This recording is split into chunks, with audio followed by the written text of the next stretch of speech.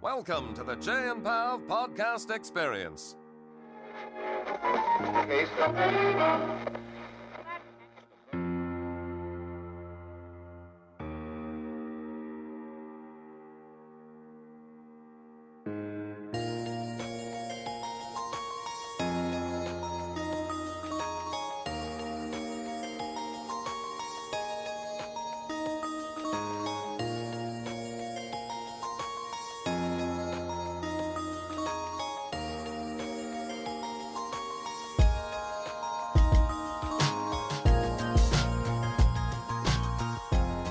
You're listening to the Chey and Pav Show, teachers talking teaching. Where two middle school teachers sharing our reflections, insights about the topics that matter the most in the classroom. So hey, Pav, join us in the hallway or even the parking lot, or better yet, how about the staff room?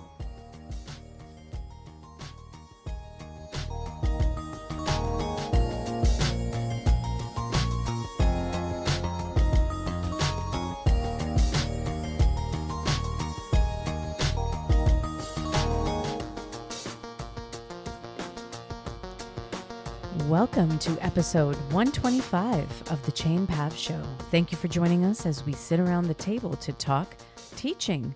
Today we are speaking with Angela Stockman, teacher, instructional designer, and author, about a very interesting concept that we've learned about through her, multimodal writing. We'll talk to Angela about some really innovative language arts pedagogy, so let's not waste any more time and let's dive into this rich conversation right away. Before we do, though, I'll introduce myself. I'm Pav, half of this dynamic duo.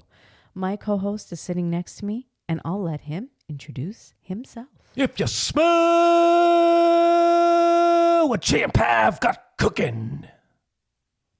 What is cooking? Is it dinner time? It's pizza. Ooh, Yeah. We're going to have to pause this episode. We're going to have to edit. Pav, you're right. We do have a wonderful conversation for you here today. And I know you said we'll dive right into it, so we won't. We won't. We'll give you 15 minutes. I'm a professional educator. This is what I do every day. Kids, Yeah. we're about to start on this. But first, let me talk about this, go on this tangent, go on that tangent. But yes, we were really excited to have Angela on this conversation because we knew it was going to be a point of learning. And every interview sort of takes on its own life and dynamic. But every interview also comes from a different space from us. Like, why were we seeking it out? What were we looking to learn from it? And I know, being a relatively comfortable language arts teacher, but I would say, where do I lean my strengths to? I lean my strengths on reading and on oral communication, but writing has never been my strong suit. And, you know, we've talked about this before. And thus, it wasn't necessarily my most comfortable teaching venue, although I worked hard at it. But I think I became really reliant on blackline masters, not to say they have no value, but I almost would argue that my writing program, I was more of a helicopter teacher. And I think that was a telling of who I was as a writer, that I needed lots of scaffolding and prompts because I wasn't creative or I didn't feel confident enough. I had a lot of anxiety with writing. And I think one reason we sought out Angela is that this, for me on a personal level, to build my teaching pedagogy, I'm hoping to just expand and build my confidence and my competency around writing in order to teach it with a little bit more flow, a little bit more diversity. And I know that I learned a lot through this conversation and was really excited when Angela said the magic word, yes. Yes. I would love to be on your show. And it was great to have her on. And I think what really was the selling point for me was the fact that she has really embraced this multimodal outlook and aspect towards writing. So it's not just pen and paper or, you know, finger to keyboard. It's really engaging yourself in the process of writing. And that was something that was very eye-opening. And Chey and I did a lot of our own prep work to get to know what multimodal writing is. We have our book, you know, we've been diving into the content. We've been learning more and more about this from Angela, but it really wasn't until we sat down and had this conversation with her that my eyes really fully opened up to what multimodal writing can actually look like and feel like, and the outcome of that.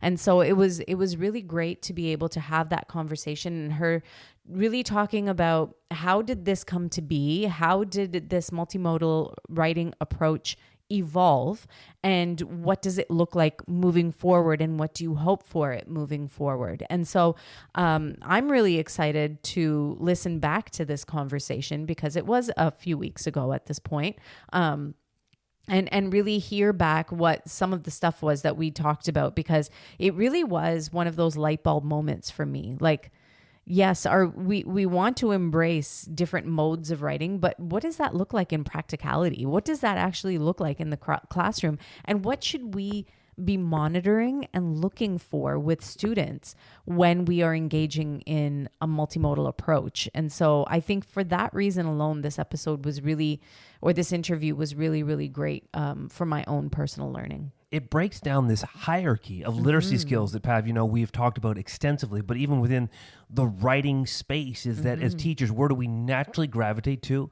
What are we naturally honoring and elevating, and thus disenfranchising other components, or not seeing other components as valid writing pieces in order to have conversation about and talk with students about, to see where they're going and what they're doing with their writing, where perhaps students themselves wouldn't see what they were working on as writing, because the infrastructure in our classroom never validated those things as writing. And another thing that I found that really this conversation opened my eyes to was the weight that we should be putting on the pedagogical documentation that we're doing in our spaces.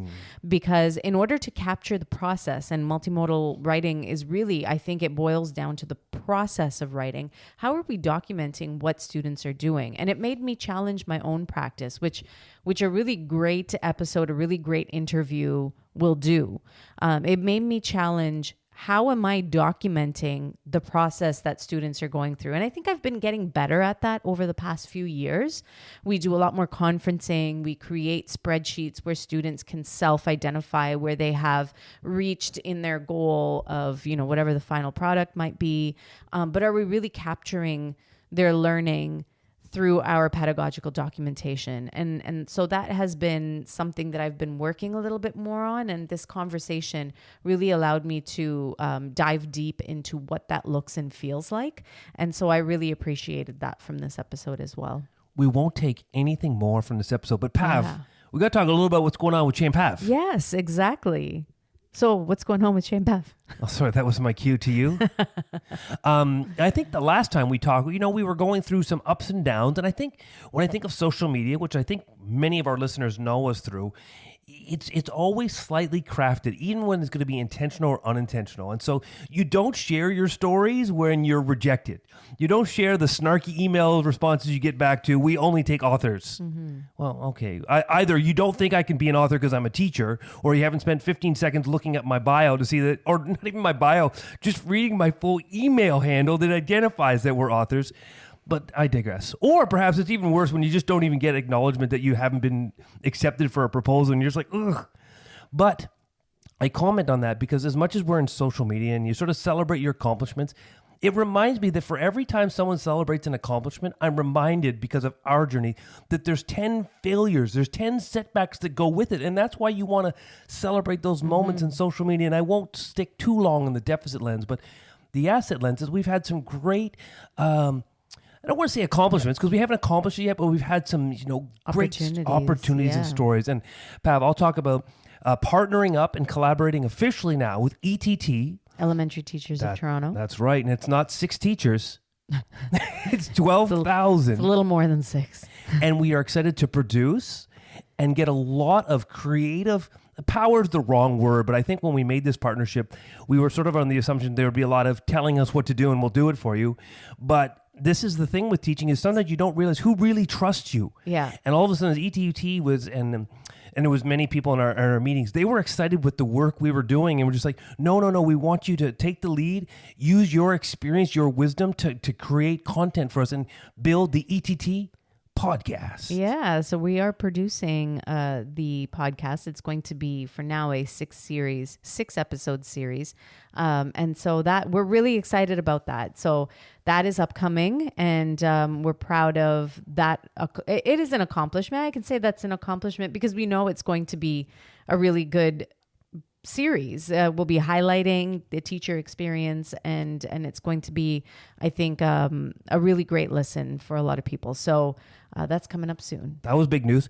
EDFO has us signed up to be summer session leaders. That's the Elementary Teachers Federation of Ontario. That's right. And they're flying us out to London, Ontario. To London, Ontario. Yeah. So that is a summer academy course that we will be teaching on podcasting. So if you are in the London, the Thames Valley district of Ontario, so around London, Ontario, please sign up for this summer academy. It's going to be so much fun. We're looking forward to actually doing a podcast workshop that's not an hour and not even 3 hours and not even 5 hours, but it's 4 days. And we've got Technically, it's 3 days. It's 3 full days of learning, but 3 full days. We've never done a 3-day course on podcasting. So I'm like so excited because participants are actually going to walk away with an artifact that they create. And it is something that they will have forever. It's amazing what folks can create in a 5-day workshop. That only lasts 3 days.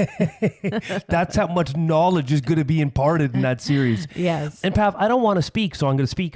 Okay. On I know I played a small little role in it on your latest podcast production for the board that we work for. And I think that's been a real moment of validation, affirmation, and success. And maybe you talk a little bit about that and encourage people to dive into some of the content you were specifically responsible for, but also some of the content that's built around that. Absolutely. Too much of a teaser right there, right? Now people are like, please, just tell us. April is Sikh Heritage Month in Canada, and Ontario, has its own celebration and own way of observing and honoring Sikh heritage in Ontario. And even more specific to that, school boards do their own work around honoring and observing Sikh Heritage Month. And so I have, for the first time, actually, I sat on the committee, the planning committee for Sikh Heritage Month for the board, and we actually, there was a team. It wasn't just me. I can't take full credit. There was a team of about 4 teachers and a number of students across the system who we put together this phenomenal 3-episode podcast series that really highlights some deep and meaningful concepts, important concepts in Sikhism, in Sikh sort of Dharma, I suppose. And so it is absolutely a phenomenal piece, and I'm very proud of it. And thank you to you, Chey, because you did help out very, very much so, not just with your artistic creativity, but also motivating me and keeping me focused and going with the amount of work there was to produce this series. So very, very proud of the outcome. And it can be, you can Google Sikh Heritage Month podcast TDSB if you'd like to listen to it. It is open for anybody to listen to. It's not just an internal podcast series. So about 30 minutes an episode. Yeah, they're about 30 to 40 minutes per episode. There's 3 of them. Episode 1 is about seva, the concept of selfless service. Episode 2 is on oneness, equity, and justice for all. And the 3rd episode is about a concept called Chardi Kala, which means eternal optimism, resilience, and joy. So that is a 3-episode series. We've got some great interviews in there. It is all student voice. Students were highly involved in developing the concepts and the questions and running the interviews themselves.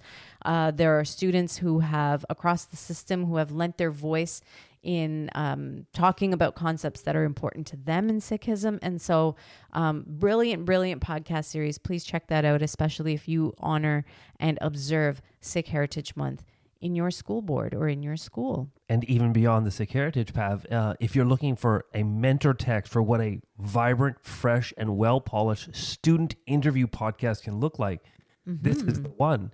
And I would also just highlight, sometimes when we podcast, we're not sure what to do with the podcast content, but I know Anu on your team also produced one page. I don't want to simplify it, but calling them worksheets. But I'll call supplementary materials. So you get pre, during, and post activities. So if you're like, oh, well, the podcast is great, but how would I integrate into this class? How could I get some conversation building from this class? Where do I know what the learning points are, targets?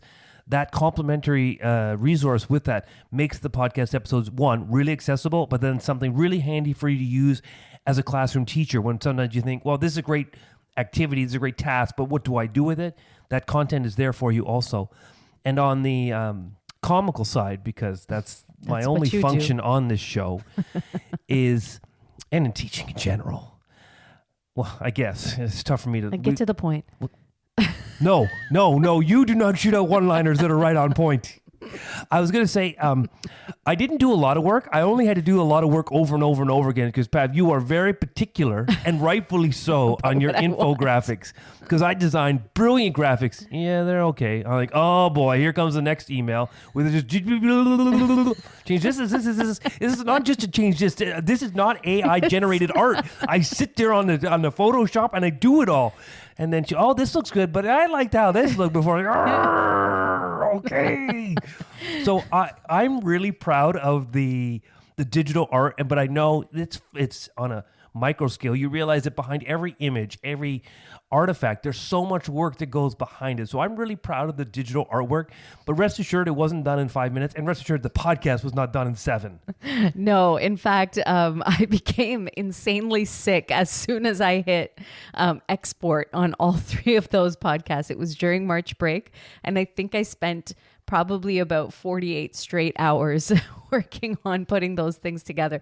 But it was well worth it, and I'm very proud of what we've been able to create together. So if you do get an opportunity to check that out, please do so. All right, folks. Yeah. Enough about Pav. No, never enough. True, fair. But let's get to this really riveting and powerful interview with Angela Stockman. And thank you for joining us on the Chey and Pav Show. Get your hands up to the floor. You're listening to the Chey and Pav Show. And you're listening to the Chey and Pav Show. Teachers talking, well, teaching. And we are really excited here today to have Angela Stockman, teacher, author, a whole bunch of other things, education. But we want to know that the emphasis here on our conversation, or Angela, what drew us to your content was writing, and middle school writing particularly, because Pav and I have spent most of our career in middle school, if not all of our career in middle school. And when Pav and I were discussing, when we try to curate guests, it's like we want guests that we know have content that we in a space where we don't feel that we've got it mastered.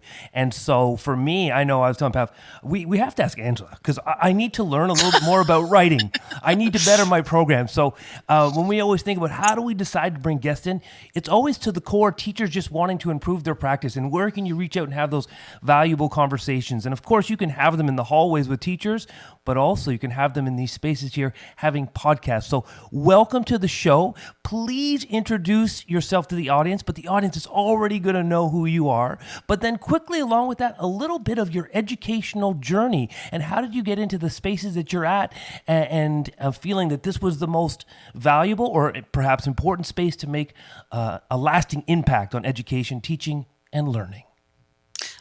Thank you so much for having me here, both of you.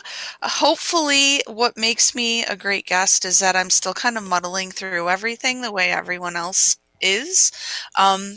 My journey in education began at the elementary level, actually. I taught at that level for just a couple of years, and then at the high school level for a couple of years. But even in my undergraduate training, the professors who took an interest in me and really nurtured and mentored me recognized that I loved being in the middle school.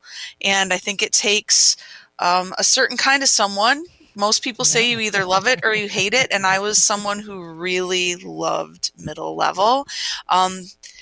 learners at that level are still so creative and kind of willing to take risks and super engaged. And it is sort of like the full catastrophe of everything that you might find at the elementary level, and hints of what's to come at the high school level. And I just absolutely loved it. So I'm glad that we share that particular heart work, because it certainly is, and I miss it a lot. So I taught, I was in the classroom for 12 years, teaching in a public school system that is directly across the street from the university that I teach in right now.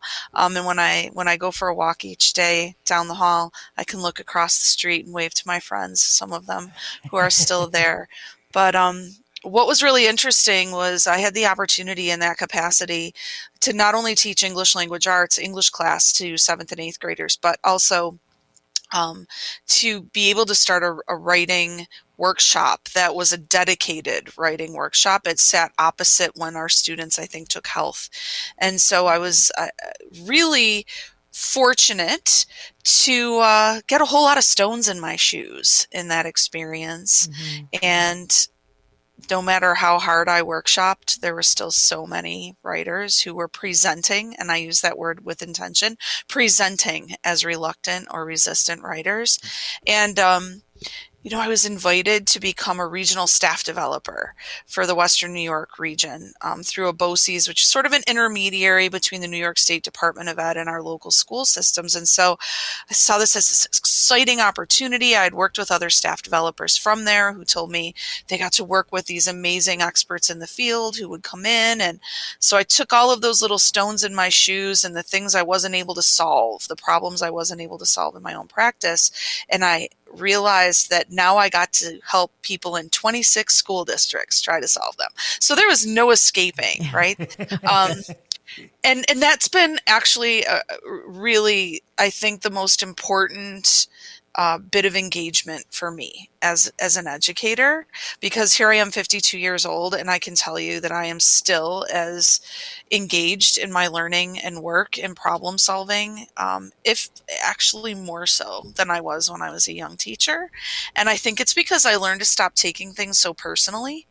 And just accept struggle as information, right? Here's some good information for you about how it's going.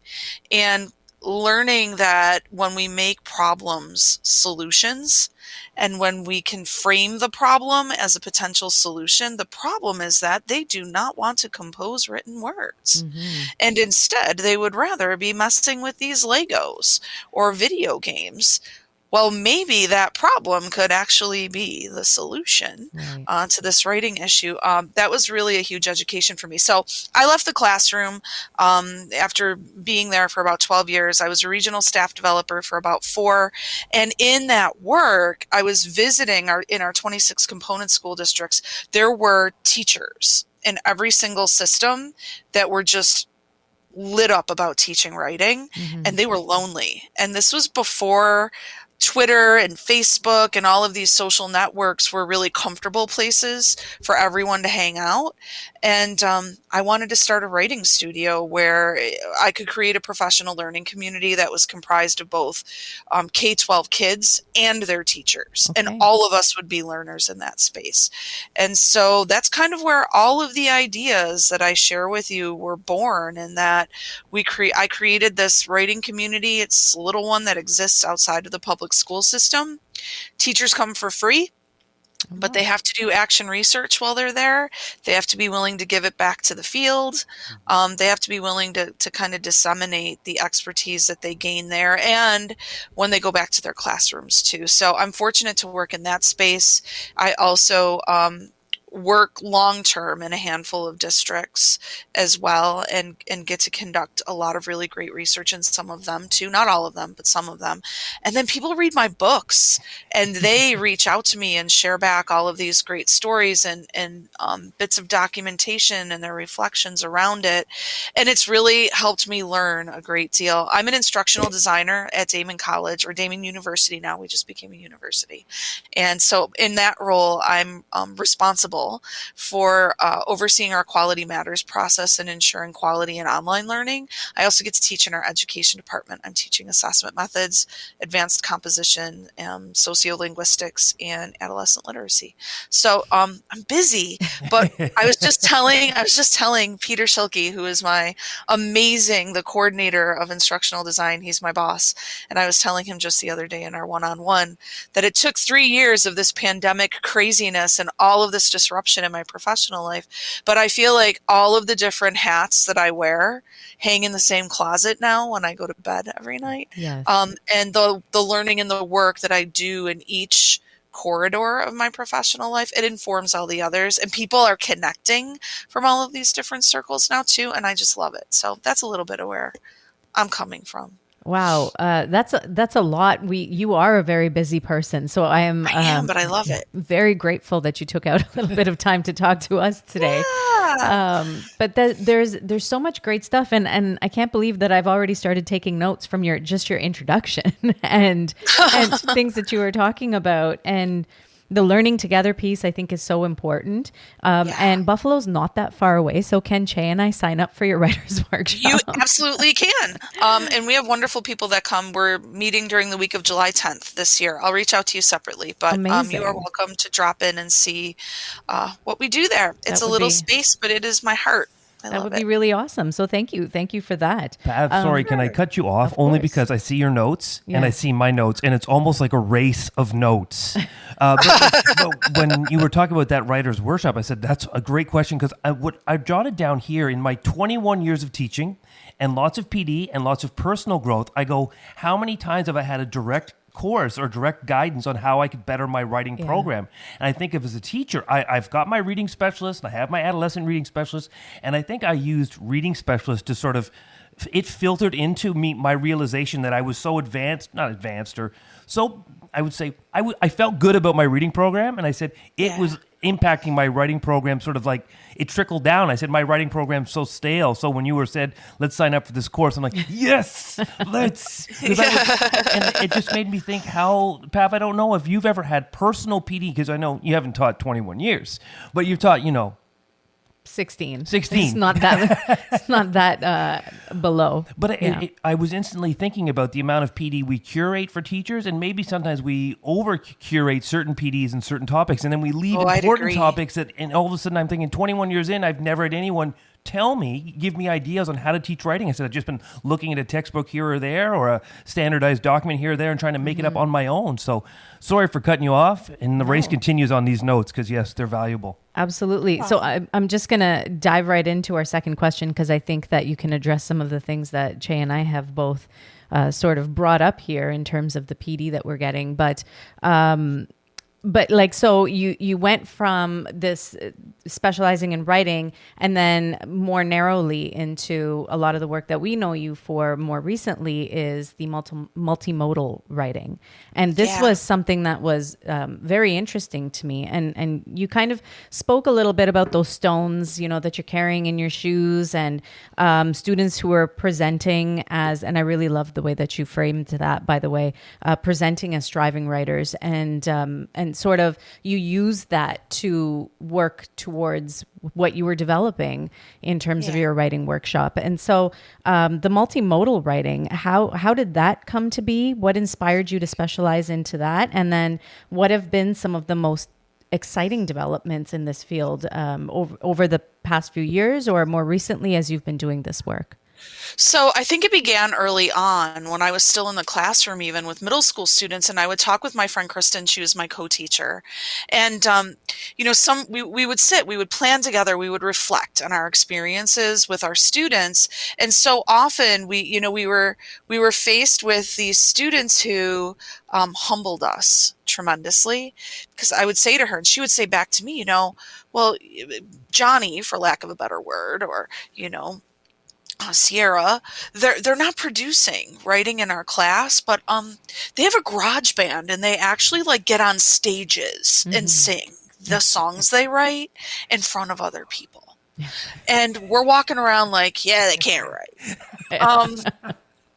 not only can they write, but they can charge money for their writing on the weekends where people actually pay to hear the things they write. Like, where are you coming from? Also, I had this experience once where a mother called and wanted a meeting with me. And I'm thinking, oh, this is serendipitous because I need a meeting with her too. Her daughter is not producing these short stories that we're working on in class. And so she shows up with these binders, right? Puts them on the table. And I'm so glad, she says, that you want to meet with me. I need to talk with you about all of this writing she's doing at home. She's taking Harry Potter and she's turning it into another book. Is that plagiarism? And I'm sitting there, jaw dropped, right? Like, she's doing that at home? Yeah. She's doing that at home. No, that's called fan fiction, actually. It's a thing. But why isn't she doing that in my class? Well, because my prompt was too narrow and I wasn't making any space for the 400 pages of Harry Potter, right, that she's writing at home. Like, how incredibly arrogant we were. So, I go out into the staff development world, and we have all of these great notions about what it means to establish and sustain a writing workshop and teach writing well. And still, I'm hearing, 60 to 70% of the writers that we're supporting, they are not really enthusiastic about this. Mm-hmm. And so I founded my writing studio and began learning more about a research approach called grounded theory. Grounded theory is different from traditional research in that you ground your theories in the lived learning experiences of the people you hope to serve. Okay. You are not supposed to turn to the literature of the field first. You're not supposed to go, here's this, set of best practices and all of these books behind me. What you're supposed to do is come up with a topic. And in my case, it was resistance in writing. And you're supposed to engage in pedagogical documentation, essentially. Mm-hmm. Go out into the learning community that you serve, the people who you're trying to serve, document what you see and what you hear relative to that particular topic. In short, that's the short story. Mm-hmm. And then you learn to not only gather that more qualitative evidence, but code it and start to notice the trends inside of it. True story. I have all of this data, pictures all over the floor of my very small living room, and I'm listening to audio recordings. I'm coding my data, and my husband's out on the porch reading the New York Times. He comes wandering in, and he looks at the floor, and he looks at his paper, and he goes, there's this thing called maker spaces, maker fairs. There's a thing called a maker fair in California. It's like the first thing. And I'm reading this article, and all of your codes are in this article. Oh. So I read it, and it's an article about the first maker fair. And it's all about the dispositions of makers.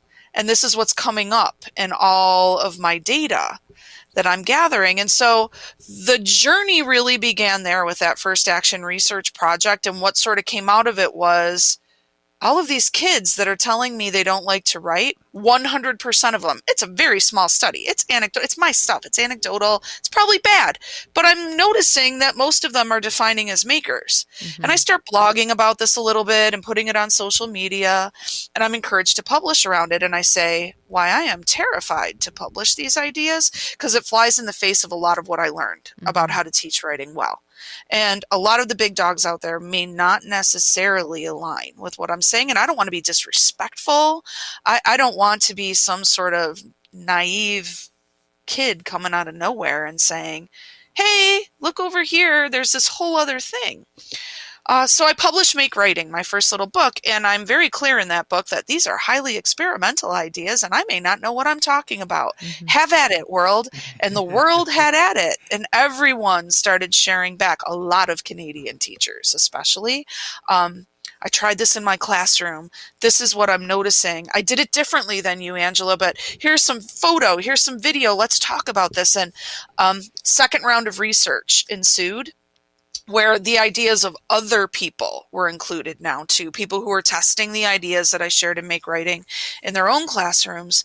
And that second round of research, we knew we were onto something with this whole notion of defining writing, at least the process, as something more than the use of written words. Mm-hmm. I ended up being invited to Scarsdale, New York on a Saturday where I worked with teachers, and on a break, Lorella, my friend Lorella comes running up to me, and she has the book in her hands. I've never met her before. And she says, "This is Reggio inspired work." And I was stunned that she knew that, because no one in my small world was Reggio inspired. And here is a human being in the flesh who understood this. Through Lorella, was able to make several study tours to Reggio Emilia, Italy. And that was where we first started, understanding that there were cultural connections here, that this use of loose parts play during the writing process that so many of my students seem to be interested in, there were really cultural implications. So the third round of my research took me back to the literature, not of my field, but I started kind of digging into our racial and social and cultural and political history here in the West. Started understanding and studying, how writing came to be, the proliferation of print, and what happened when schools were created in the West, and how writing was defined, and who got to define it. Who got to define what writing was, and who got to design schools, and who were they designing them for? And this just sort of blew it all open.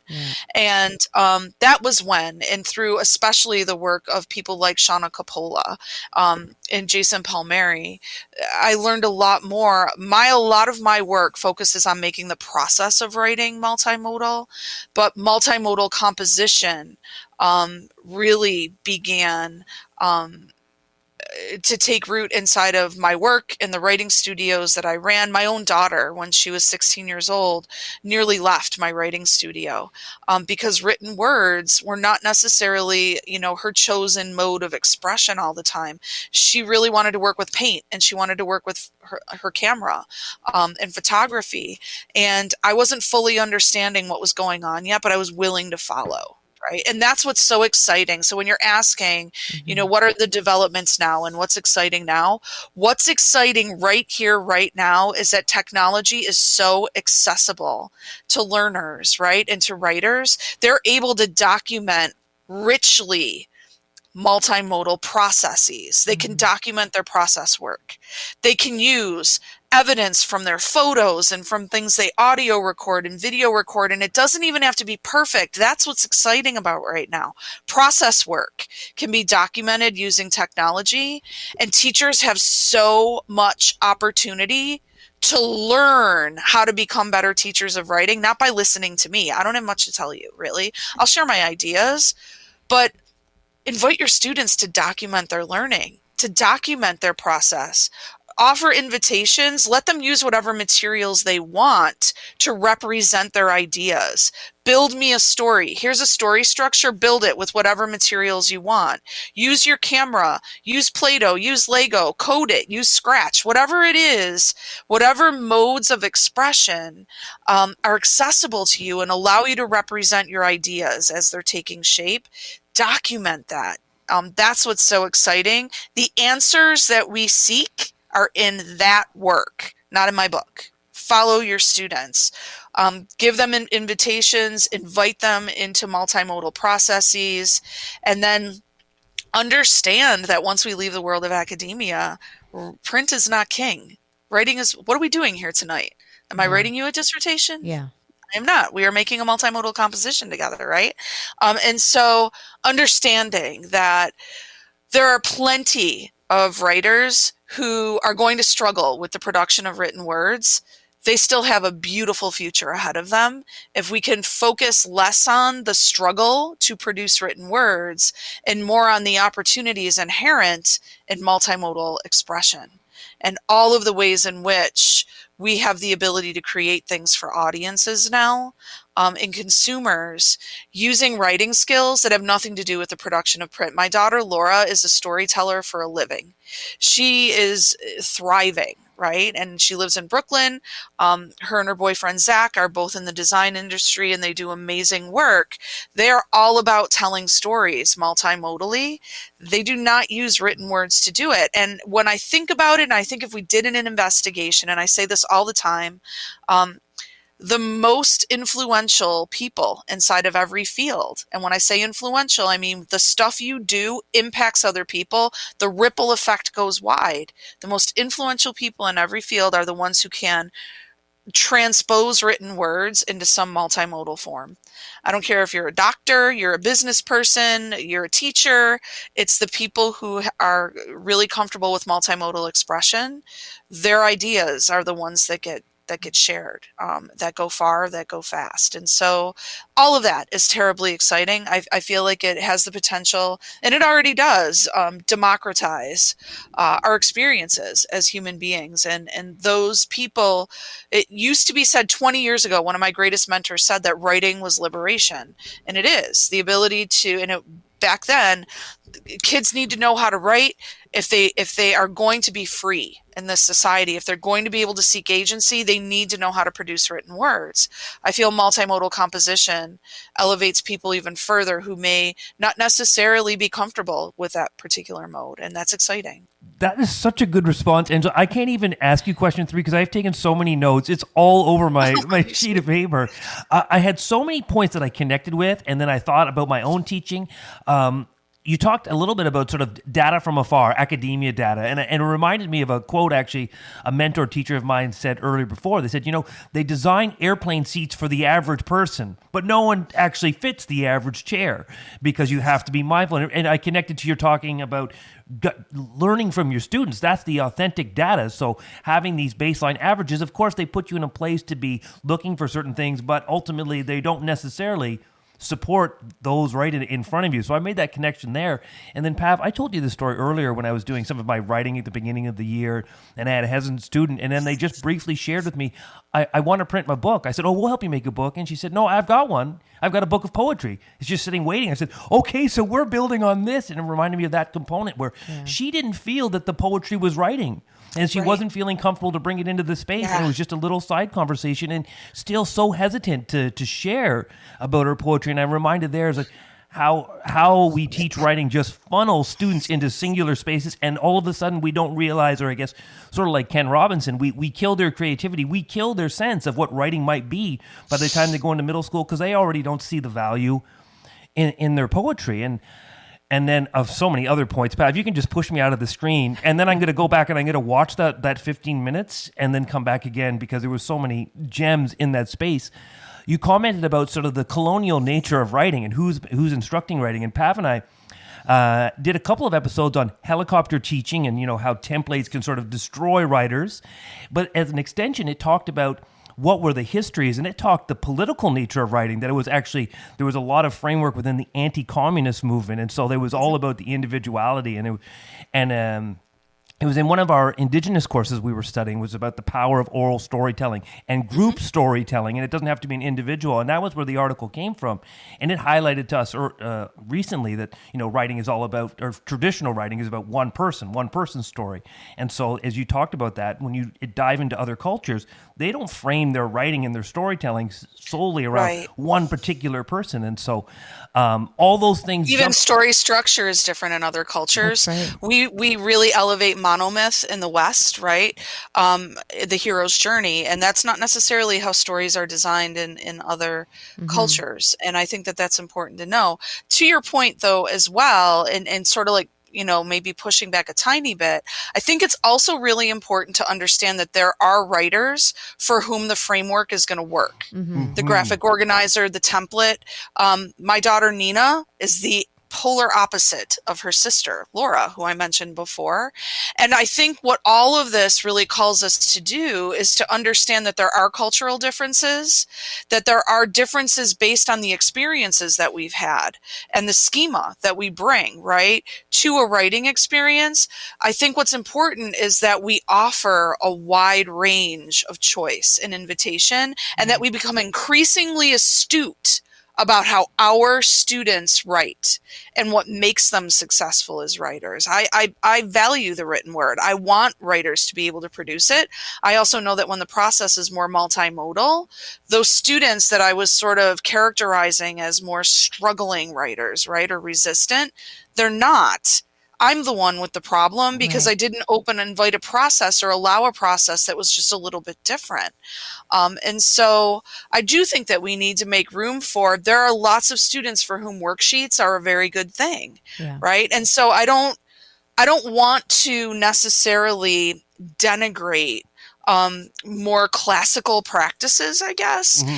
What I'm denigrating is this like sleepwalking that we do through our careers. And I understand it because to some degree it's like self-medicating, right?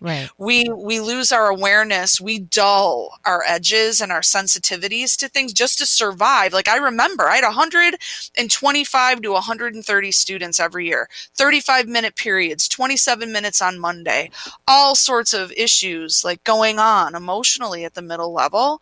I literally remember deciding to numb out in the classroom so that I could get through it, so I could get this done. That's right. So I think like what I'm wondering is how do we become more present without being traumatized, right? Like, and I'm saying that in all seriousness, with what a lot of teachers are dealing with in the classroom right now, because when we numb out in order to survive what's challenging, we're also losing our ability to stay present long enough to notice what is totally unexpected about what students are doing and to discover things that could become solutions. And that can also keep us really engaged in our work. That's what's challenging for me. Yeah. And sorry to jump in, Chey, because I'm going to skip ahead a little bit because you mentioned something so important there. Like, how do we be sensitive enough to firstly recognize what students are able to produce in the classroom in terms of multimodal composition or multimodal processes.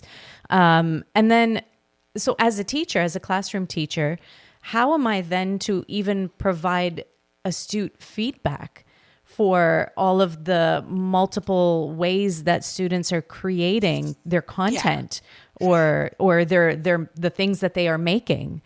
And so I had to skip over your question, Chey, because I felt like this is an important place to throw that in there and discuss it, because it's sort of there in the question itself, like, or in your response. There's so much happening, and let's say we are able to tune in and we are able to see that students are producing things and they have interests in different modes of composition or processes. And so how do we help them through that as they're working? So, the long story, which doesn't get told here, is that there's a particular way to approach curriculum design that can make all of this much more manageable than the places that I came from as a writing teacher and a writing workshop teacher. But the podcast friendly response would be this: there are design concepts that scale. There are concepts around design that are just as relevant to, let's say, the creation of an infographic or a comic as they are to maybe creating a really beautiful photo or a portrait or an illustration, as well as things like podcasts, right? Some of those design concepts, they come up in all of these different contexts. It doesn't matter what the mode of expression is. There are things like, for instance, I can talk about in terms of proximity. Proximity is a design concept that shows up in a lot of different types of multimodal forms. So if I have frames that I can rely on, that I've been intentional about kind of creating or curating, how do we talk about proximity? What are some bits of feedback that I might offer to a writer around things like proximity, hue, size, color, shadow, light, all of these different sorts of concepts that really do matter in a lot of font, in a lot of different contexts. I feel that when I was just teaching writing in a classical way, I struggled with feedback then until I learned about a little something called the 6 Traits of Writing, and they had all sorts of resources where, there's this book. It's this tiny little book about 100 traits-based comments. It saved my life, right? Because now I know what to say. So, one of the things that was so rewarding about writing my book, my last books, were that I was able to create some of those feedback frames. And they're available online. I shared them in the planning tools for the show. If you can share them some way with listeners, I'm more than willing to put them out there. But they're I think that if you can be intentional about having feedback frames at the ready, knowing what you might say, and planning that a little bit ahead of time, you're going to feel better prepared when you go into the classroom. The fact is that you can't leave feedback on everything, and you don't want to. You want to be really intentional about aligning your feedback with what you're teaching around, because when your teaching points or intentions align to what your lesson is, align to what your feedback is and the work that learners are doing in that moment, then you usually see some sort of they gain traction. But I was a good one for, I'm going to teach a lesson on how to write a thesis statement. Then you're going to work on the essay as a whole, right? Go ahead and write long. Fill out your whole graphic organizer, which has nothing to do with what I just taught you about thesis statement. And now I'll walk the room and give you some feedback on your sentence structure, which I taught you nothing about today.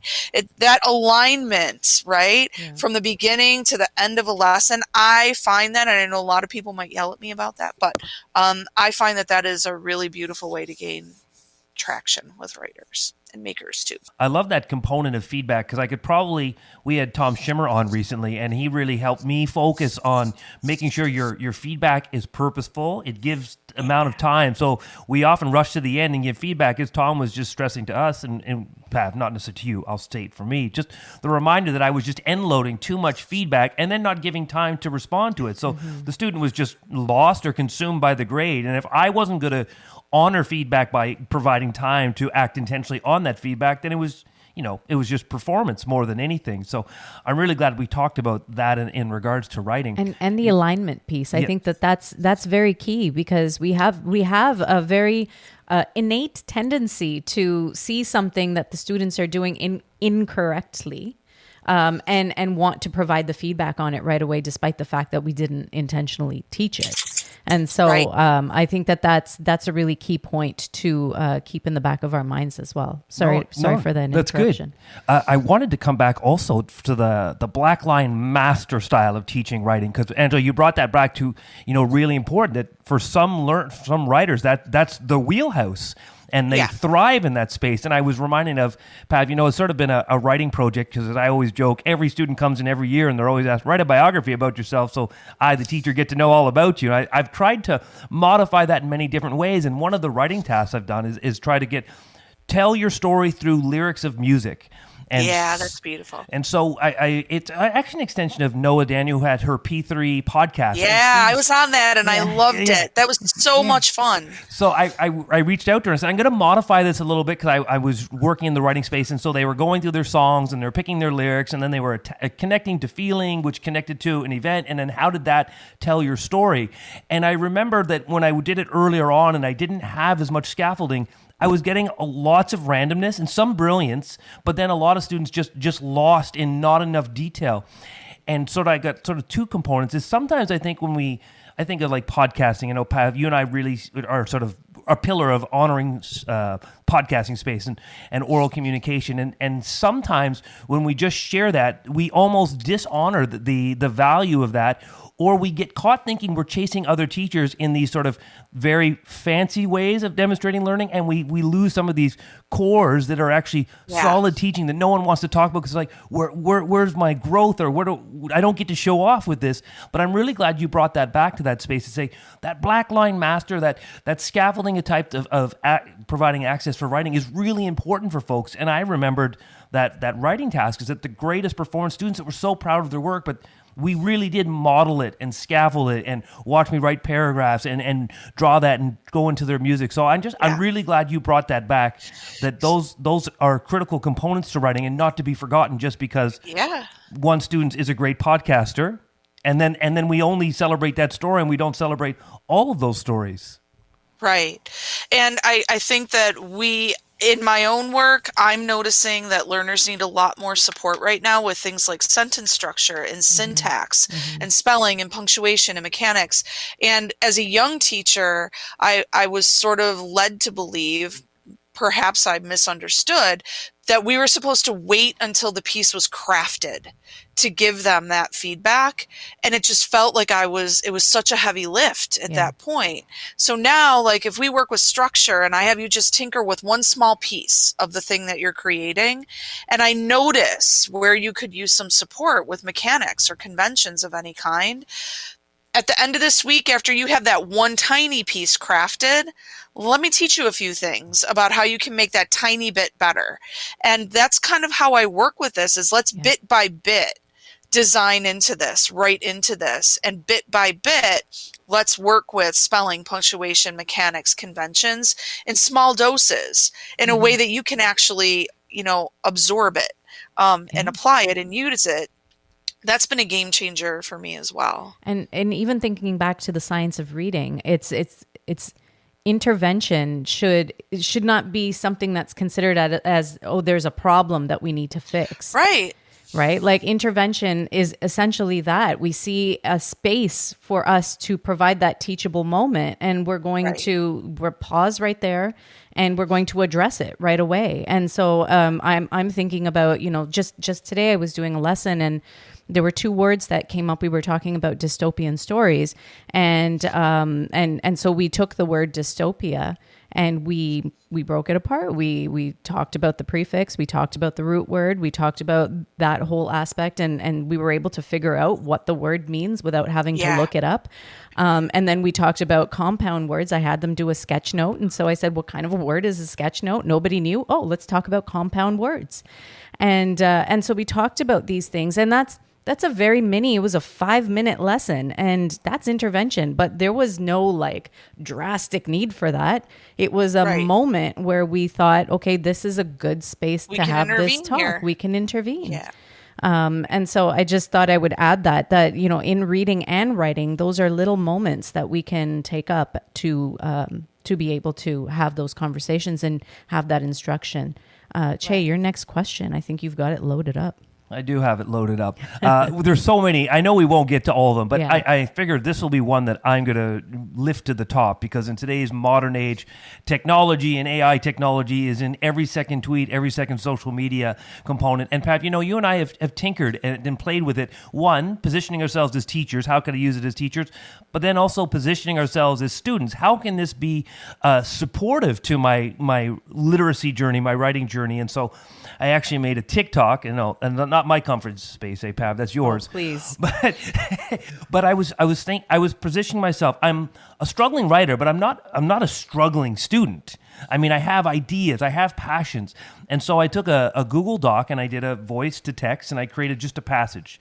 But of course, in speaking, the grammar certainly wasn't very sharp, but lots of repetition, a little bit of jumbling of ideas. Said, okay, so if I had this piece, one, I could argue that's enough. But let's say I wanted to turn this into a blog or a piece of writing. How could I use sort of assistive, if I want to call it assistive technology, to support? And so I took my little voice note that I'd made and turned into text. I just dropped it into my AI technology, and I asked it to summarize, tidy up, and put in a blog form.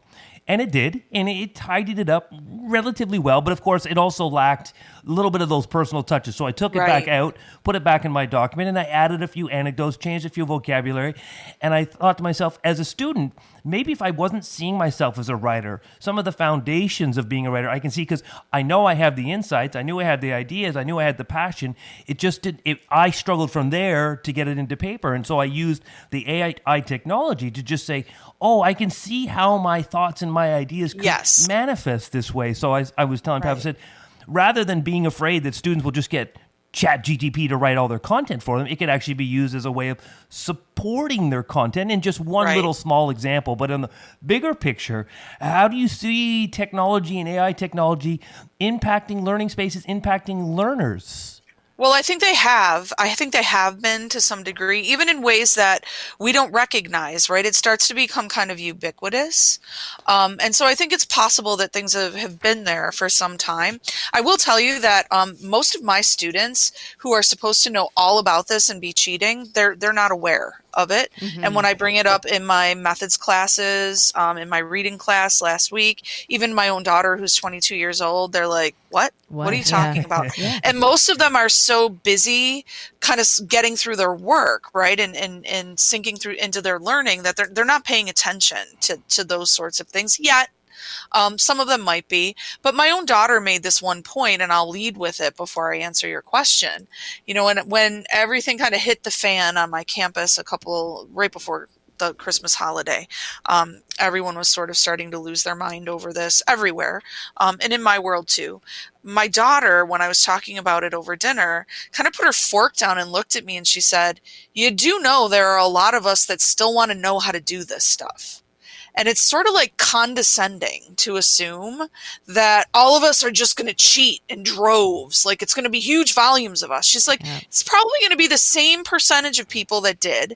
And it's going to be the people who are really panicked, right? That they're not going to do well, or they're not going to have the greatest ideas. And it was just something I think that gave me a lot of pause to listen to her talk. But I will say this.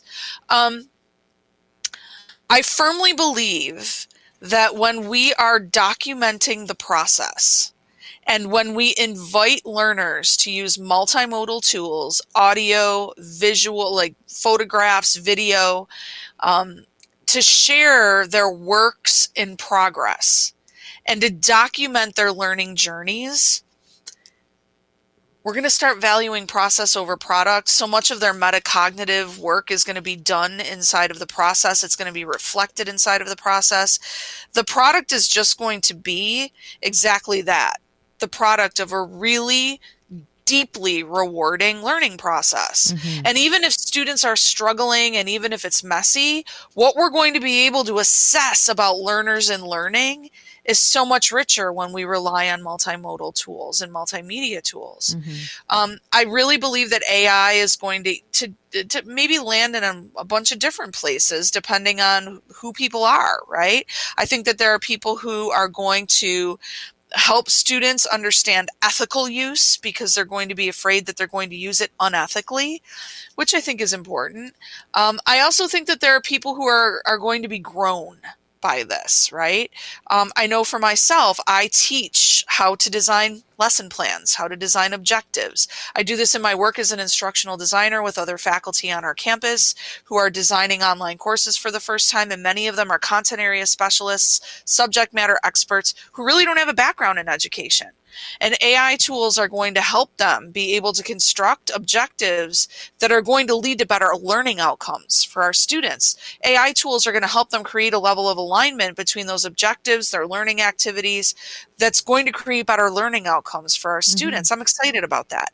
I teach a fully asynchronous course, advanced composition, inside of our hybrid liberal arts program at Damon University. All of my students are Hasidic women.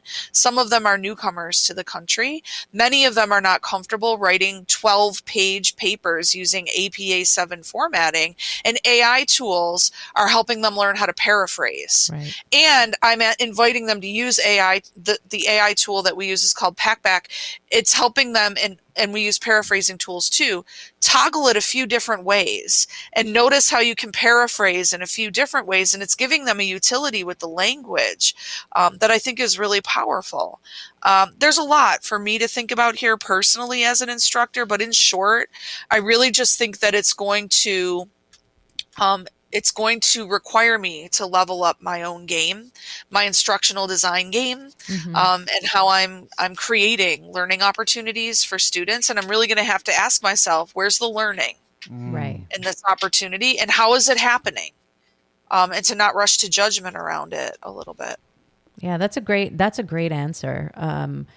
Thinking back to my journey with, Chat GPT or AI technologies and chatbots and all of that, I wasn't Chey was like on it right away. But Chey has always had like this sort of insecurity with his writing, and it was immediately a tool, not to, air out all of your dirty laundry. We'll edit here. this out later. But that's what Grammarly is. Everyone right. uses Grammarly. Anyone who isn't using Grammarly at this point, even when they're sending an email, like these are things I taught my students to do long ago. That's right. And students, when I would introduce Grammarly to them and say, hey, you can install it on your Chromebooks, and they would be like, isn't that cheating? Of course not. Why is it cheating? And it's very much the same conversations that we're having with students right now as they're starting their podcasting units. And one of those topics is artificial intelligence potentially helpful for students. Sorry, go ahead. One of the things that I think a shift that I'm constantly reminding myself to make in my own head is this.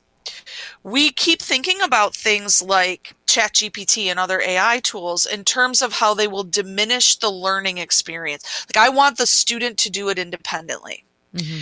What I'm thinking about is it's much better to have Grammarly installed so that you don't write an email that ends up offending someone and doing harm. Right? Mm-hmm. I would rather we use ChatGPT to learn how to write measurable learning outcomes and test the alignment between our lesson planning and those outcomes so that our students are not harmed by what we're about to do in the classroom. So there's one way of thinking about it is, well, they should be able to do this independently, right? Yeah. Another way to think about it is, well, they're not. And this is going to prevent them from hurting someone. Mm-hmm. Not all the time. People are going to do really horrible things with AI, right? And they're going to do, I'm going to have students that cheat with it. If I don't design to control for that, right? But also, there's a lot of potential to do good here. And to prevent harm. And I think that's a legitimate way to at least think about it some of the time. Yeah. Indeed. I think those are great answers. I know I was sort of tongue-in-cheek making fun of Pav because it's well documented in our podcast journey that one of the reasons that I've always enjoyed podcasting is that I couldn't write. And it was so poor. Well, clearly you can. Yeah, I've been telling you that since the day I met you, that you're a great writer. Yeah. Yes. And I would share the one little story is which helped me as a teacher because my handwriting's atrocious. But my handwriting's atrocious not because it's atrocious. It was my coping mechanism as a child that if my handwriting was messy, that was a far less sin than not being able to write. And so my handwriting's atrocious because I couldn't spell words even remotely closely, but I could make the waves and the curls look like it was somewhat close to the room. So as a teacher, it made me very aware how traumatizing, and maybe it's too strong a word, but maybe not, how that can be when you're negotiating and trying to learn from your students, because I realized that to hide my writing, I went to such stakes, such ends to hide my inability to write, and I have become comfortable, and you're both are right.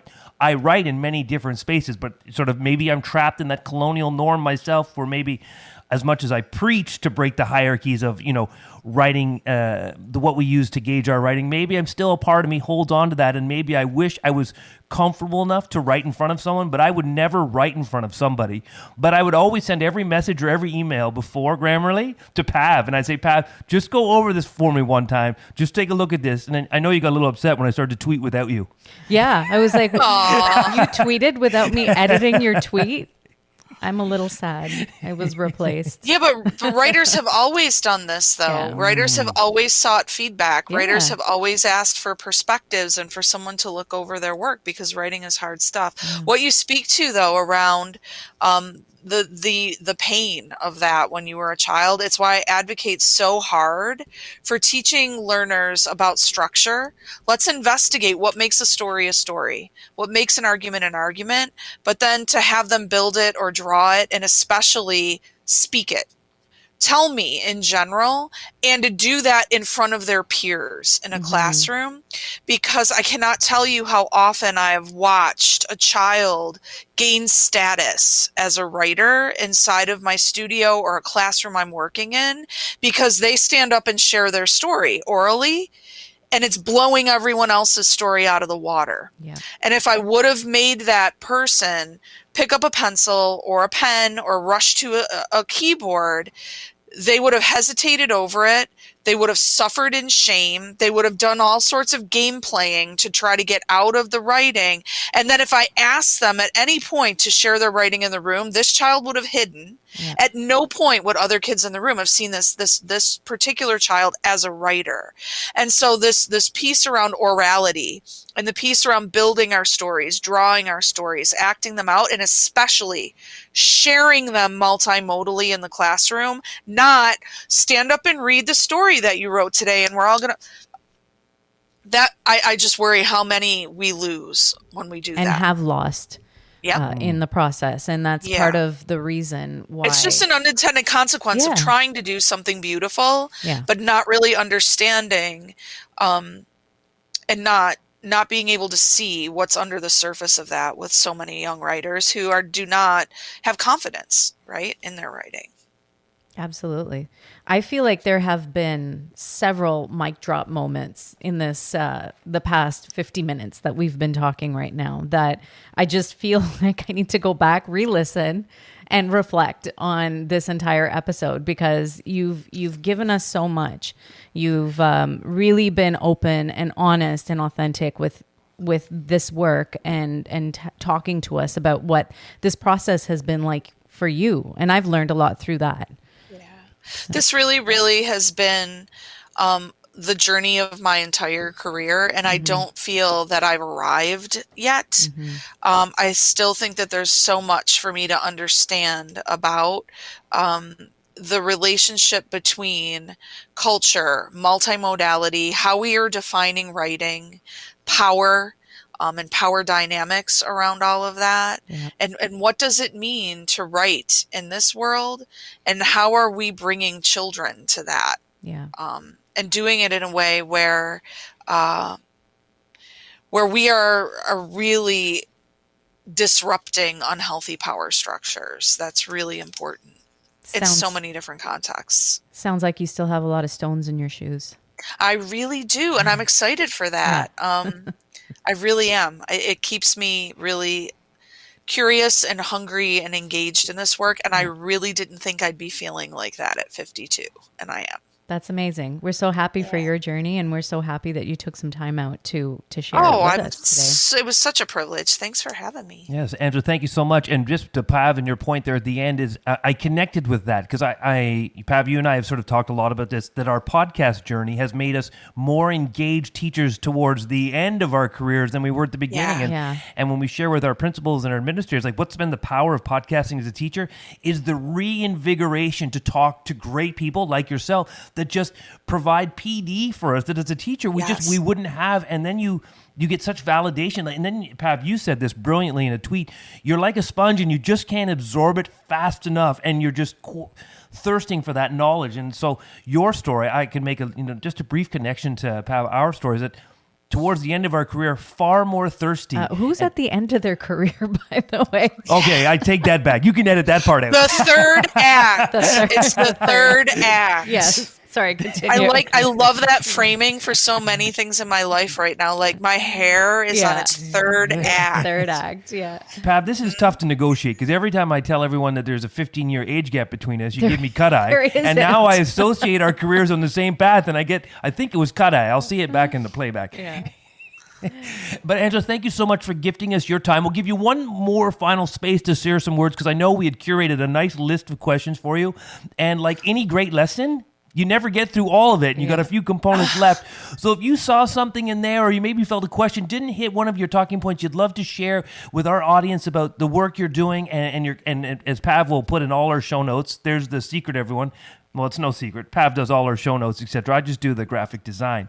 We will share all those spaces you talked about so our audience can connect with you that way. But if there was something you wanted to share, some final words, some mission, as a former principal always says to me when I'm delivering something, how would you convince someone to do what you're doing if they looked at you and said, I don't know what you're talking about? Maybe that could be a final prompt. If someone said, multimodal writing? What are you talking about? How could you convince them really quickly if you had 30 seconds, like a TikTok? I would invite them to go into your classroom and ask your students to make a story or make an argument or make a teaching text where they're teaching about a procedure, but challenge them in the way that they're not allowed to use written words. And then instead of teaching them anything that day, don't stand at the front of the room. Just invite them to make one of those things. Walk around the room, watch, listen, and document everything you can. And then go back and look at it and see what it's teaching you. Because all of the answers are right there with the kids. And there's so much. They are our teachers, and that is what I would probably leave everybody with. If you can document and invite children to document their learning, and if you can invite them to use that documentation to teach you how to become a better teacher, you're just going to be going to the well instead of buying bottled water all the time. That's a hat tip to my friend Sandy, who said that last week. Yeah. Wow. I just had chills when you said that. Like, what a powerful prompt to leave everybody with, and a powerful image to leave everyone with at the end of this episode. Angela, is there anything coming up next that we should watch out for? I'm working on a book on pedagogical documentation, and I'm very excited about that. I'm having more fun writing this book than I have any others that I have before. And I have writing studio this summer. I just got confirmation that we have our space, and so I'm excited about that at Damon University. I'll be sharing a lot about that soon. If you're close by, I mean, this is a big invite. We have an ed camp at Damon University on March 17th. It's free.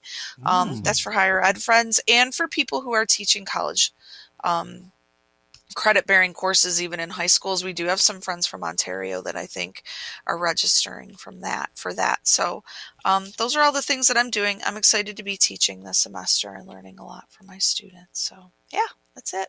Wonderful, beautiful response. And you've been listening to the Chey and Pav Show, teachers talking, believe it or not, teaching. And we've been with Angela Stockman today, talking all things writing. Thank you so much, Angela. Thanks a lot. Get your hands up to the floor. You're listening to the Chey and Pav Show. We know you are completely satisfied and already going back and listening to multiple portions of that wonderful, powerful, insightful, wisdom-driven episode with Angela Stockman. I know, as Pav and I discussed right before, it built my level of confidence with writing. It built my level of competency with writing, to know that certain things I was seeing that maybe I would not have considered a writing moment, a writing process, something to validate, something to give authentic feedback, something to ingrain in my class culture as significant writing. It sort of helped liberate me from the idea that maybe I was too much, and not that there's anything wrong in particular moments of being a helicopter teacher, but maybe relying on being a helicopter teacher and very strategic writing components far too often. Yeah, absolutely. It really was very new for me. Not new in concept, but new in how structured a program can be when you want to sort of dive into different areas when it comes to writing. Like, I think that Chey and I, we've both been sort of engaging in this work over the past couple of years, especially with the podcasting and trying different ways of having students sketchnoting, our use of TikToks, our massive use of videography, and photography, and so many things that we have been doing in the classroom, but how much richer we can make it and how much we can really integrate it into the programming. And I think that a lot of the time, engaging in this kind of multimodal work becomes a turnoff because teachers just don't know how to assess, don't know how to provide feedback, don't know how to engage students further and more richly when you are engaging in things that are not the traditional paper, pencil, typing essays, poetry writing, or, the same types of texts that we've been accustomed to writing. And so I think I think the piece that I took away the most from this conversation is that it can be done, and it can be done really well, and it can really help students progress in becoming really phenomenal writers, content creators, whatever it is that they are seeking to become. But this is all part of language arts pedagogy. And so that was really the big thing for myself. Pav, I like how you brought up the word pedagogy, because I start to think of the dynamics of education and everyone's role. And you and I have really been specific about people being really clear with the positionality. And that doesn't make any position more important or less important, but it's about identifying what your role is so that we can complement each other. And I say that because as a teacher, I think a lot of the things we were doing, but we didn't have the rich pedagogical understanding to know how to be able to justify it. And sometimes you go with a little bit of nervousness if your admin asks you a couple of questions. Do you have the rationale to justify and to demonstrate and show the documentation of what you're doing? And I think with Angela's work, it gives you as a teacher sort of that confidence and competency to know that what you're doing is rooted in quality pedagogy. And I know that liberates me as a teacher, where I'm not just on a whim doing something that I think feels right, and maybe the feeling is justified and I'm doing good work, but I don't necessarily have the intellectual background, the academia background to be able to back it up if someone were to ask me a question. And now I know I would feel more comfortable to be able to talk about why I do have such a differentiated language arts program when it comes to that writing component. And I would have something, I have my teacher experience, my practical experience to back it, but now I have a little bit of a solid academia to support it, research. And that's, I think, one of the components that Angela Stockman brings to this and to my learning is now I know I have something foundational behind it to justify not just this whimsical teaching ideas I have when I rush in with a coffee and some pre-workout at the last minute. Coffee and pre-workout? Well, yeah, that's where the best ideas come from. Oh, okay. I should try it sometime. I love that you actually pretend that you haven't gone with that concoction before of coffee and pre-workout. I hate pre-workout. Have you ever watched me drink pre-workout? I don't think you ever have, because it is like, I am like gagging on it. It's so gross. Oh, I haven't seen it, but I appreciate it. I'm not a huge fan of pre-workout. No. But the ends justify the means. Yes, agreed. I 100%. But I don't seek it out in my day because I don't enjoy it. Can I share sometimes in the moment of playing baseball when I don't have any liquids or fluids to go with it, that I'll just dry scoop the pre-work? Oh my God. I don't even know how you do that. Because you got to win. Because you got to play well in the game. So I will dry scoop the pre-workout. Well, this episode is not brought to you by pre-workout. But I think that this episode really was phenomenal in many, many ways. And I took away a lot. And I think that listeners will also take a lot away. Hopefully you have at this point. It's definitely one that I will go back and listen to again. So I appreciate that Angela agreed to be on the show and give us so many of her insights and have this phenomenal conversation with us. Agreed, 1,000%. And for everyone that's listening, thank you for listening to the Chey and Pav Show. Do subscribe to our email. Pav does a great job writing that up every couple of weeks. I do a great job making the one piece of digital art 17 times over. And of course, we look forward to seeing you in social media to provide some feedback, some conversation, some dialogue. Because of course, as Pav and I have always talked about, we are not on the top of any educational mountain or teacher mountain. We're simply two teachers sharing our experiences in the classroom, and we know this is not the definitive answer to any question. That's the signal that I'm making is maybe this is a good time to push our outro music. That was silly. Like pointing at the button. You should have pointed about 3 minutes ago. Yes. Everyone, thank you for listening to the Chey and Pav Show. Teachers talking. Guess what? Teaching. Episode 125 with Angela Stockman, Multimodal Writing. Thanks, everybody. We'll see you next time. Maybe I'll turn the volume up too. Good idea.